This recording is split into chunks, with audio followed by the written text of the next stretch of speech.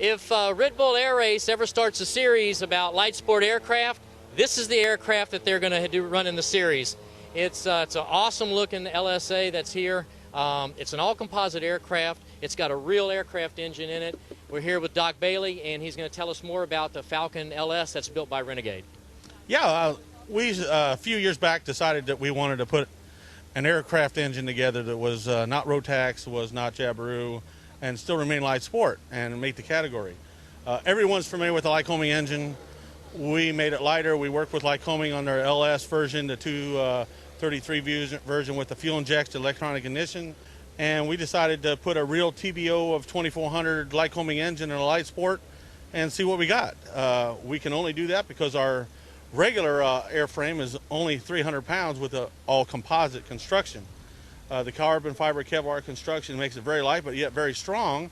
And so our dry weight of the aircraft engine right now is only 211 pounds. So at 795 pounds, it still is well within the 525 useful load that everybody's looking for. But yet we've got power, 116 horsepower engine, 122 horsepower with the fuel injection, the 3-blade Cato prop. She'll climb at 1,500 feet a minute, single pilot. And we like to think of it as a very high performance light sport. Grand Rapids technology has been great with us with the synthetic vision, built-in autopilot, built-in GPS for the panel. We use Mark's VXP digital circuit breaker system. So now everything's done by the panel. There's no circuit breakers. There's no additional wiring.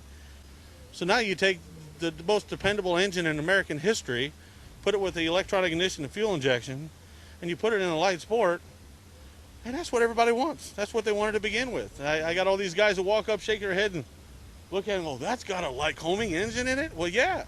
Well, how'd you do that? Well, it sure didn't happen by accident. You know, it's been a 3-year road to get here. It's done by design.